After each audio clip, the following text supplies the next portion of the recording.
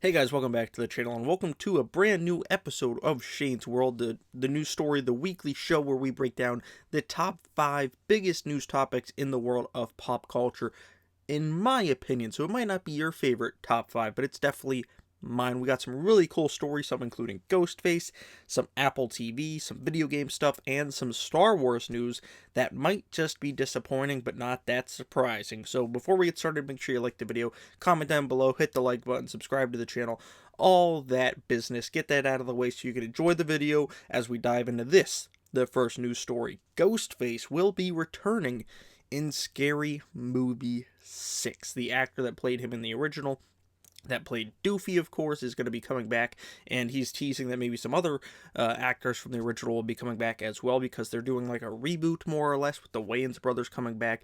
That's very exciting, this is very exciting, especially since they have new Scream movies to make fun of. I mean, they could even make fun of like Scream 3 and 4 if they wanted, because they haven't touched any of that, but I'm sure they'll be focusing in on the new films in 5 and 6, and of course there's so many other horror films they can make fun of. They can make fun of the whole found footage craze, they can make fun of the whole reboot craze, which is kind of seems like the direction they're going, and this just gets me even more excited for this film. I'm curious to see if Anna Faris comes back, if Lachlan Monroe comes back, if, any of the other cast members come back, if it's just like ignores everything but the first one, maybe the second one as well, since the Wayne brothers were involved in that as well. But I'm very excited for this movie.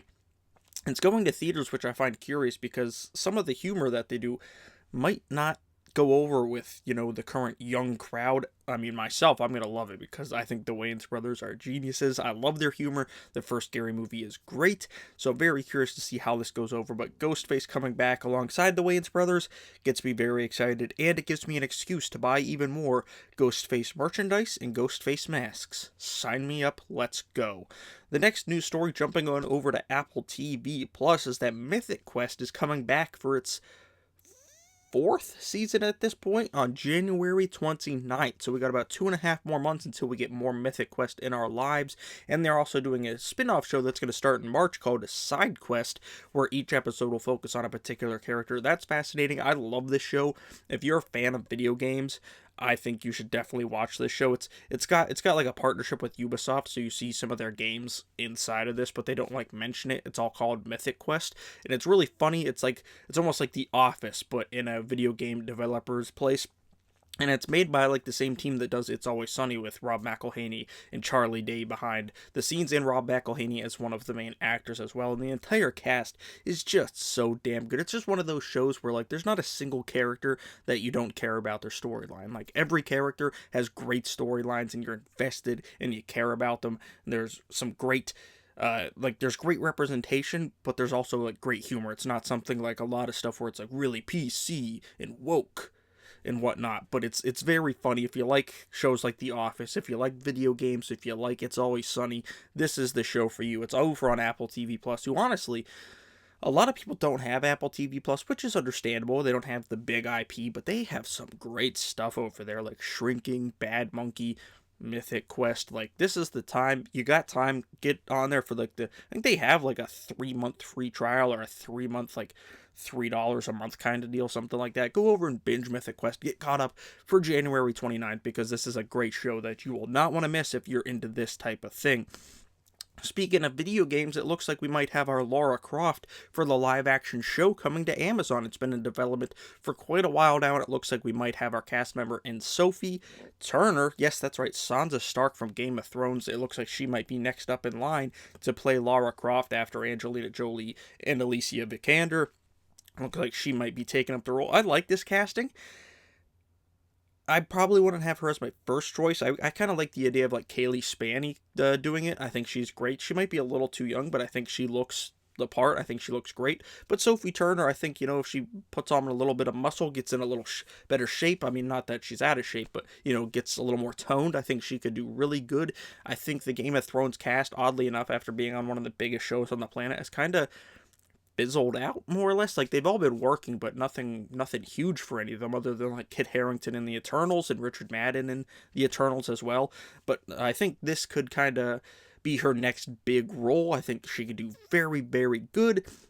And like I said, not my top choice in casting, but I think this could show some range because she was kind of one-dimensional a lot of the time in Game of Thrones, kind of just bland. I think she could show that she's a badass, but I think it is going to be tough to top Alicia Vikander because I thought she was fantastic. I wish they would have made a sequel with her because I thought she was great in the role, but nonetheless, that one didn't do so hot at the box office, so we never got a sequel. But this one's going to be a TV show over on Prime, and they just did the Fallout show, and that was amazing. And they're doing God of War over there, they're doing Mass Effect over there, so it looks like they're really cornering the market on these live action video games over there. And if they can make them as good as Fallout, I say why not? Keep them coming. So what do you think of Sophie Turner as Lara Croft? Make sure you hit that down in the comments below. Now, jumping back over to the movie side of things, one time a year, us movie fans get to act like we're at the Super Bowl, and that's when we watch the Oscars. It's kind of like our Super Bowl, as John Campea says, and he's right. It really is. It's really our Super Bowl, and we finally have our host. Everyone thought Jimmy Kimmel might do it, but then he was like, I'm good. I'm not doing it again this year. A lot of people wanted Billy Crystal to jump in. A lot of people thought maybe Ryan Reynolds and Hugh Jackman would do it. That was kind of my choice. I thought they'd be a blast, but they apparently didn't want to do it, which is a shame. And we have our host now. Conan O'Brien is going to be hosting the Oscars this upcoming March. I like this choice. I like this choice a lot. I haven't really done any, I know he has a big podcast network now. I think he still has a TV show, but I haven't really seen any of Conan's stuff since his show on TBS went off the air a couple years ago, but I think Conan's hilarious. I do think he has the right energy for this kind of job. Things are going to get political, especially with how the election went, so it's going to get political, whether they're funny jokes or not funny jokes, we'll have to wait and see, but most Conan jokes usually tend to go on the funny side of things. I'm curious to see what kind of sketches he pulls off, what kind of musical numbers he pulls off, because we love, Conan loves a good musical sketch, so we'll have to wait and see what kind of jokes he pulls out of his hat. And Conan knows everyone in Hollywood, so he can pull in those special guests for funny skits and gags and stuff like that, so very curious to see how this goes. I'm excited. Like I said, Ryan Reynolds and Hugh Jackman probably would have been my first choice to do it if Jimmy Kimmel wasn't up for the job, but I'm curious to see Conan O'Brien do it. I think he's hosted the Golden Globes or something before, but this will be a big opportunity for him, and maybe he'll be our host moving forward for a couple years if he nails it out of the park, like I think he probably will.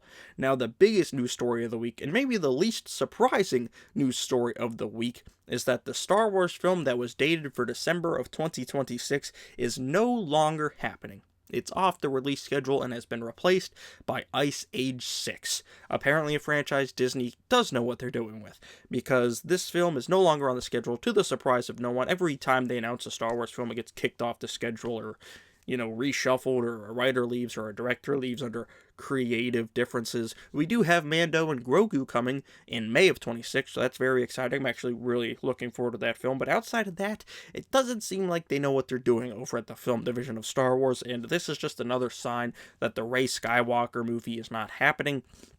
At least not right now, at least not at that iteration. There's rumors that they're doing a new trilogy, episodes 10, 11, and 12. There's rumors that Rey could be a part of a bunch of different standalone movies before that. It just seems like a big jumbled mess over there. And now, granted, we don't know everything. Maybe they do have a cohesive plan over there, but if you've seen their strategy over the last 2 or 3 years, you probably don't think that's the case, and neither do I right now. Like I said, very much looking forward to the Mandalorian movie. Love that. Love Din Djarin. Love Grogu. Very much looking forward to that, but I don't know. Outside of that, I just want James Mangold's movie to come out after that. And then maybe do Dave Filoni's movie that wraps up all the Ahsoka, Mandalorian stuff. Do that. Get that out of the way. And then maybe just focus on the Old Republic for a while or something else. And then I'm not saying I don't want a Rey movie. I actually really like Rey as a character. I thought making her a Skywalker was kind of weird and disappointing, but I do like her as a character, and I love Daisy Ridley as an actress, so I do want to see that character move forward. I just don't know if I need to see episodes 10, 11, and 12 per se. Maybe she can pop up and maybe her and Grogu team up and restart the Jedi Academy in 20 years from now, but for now, I think we should maybe focus on some other things. But what do you guys think? Are you excited to see more Star Wars movies? Are you nervous about more Star Wars movies? Are you surprised that this got bumped off the release date? Let me know down in the comments below. And make sure you let me know about all the other news stories we touched on this week as well. And I'm sorry if my voice sounds a little weird. I'm dealing with a sinus infection right now, and it is zero fun. Zero fun indeed. But make sure you like the video, comment down below, subscribe to the channel, all that stuff. Make sure you do it all, support the channel. Thank you guys for watching, and I'll see you guys right here next time.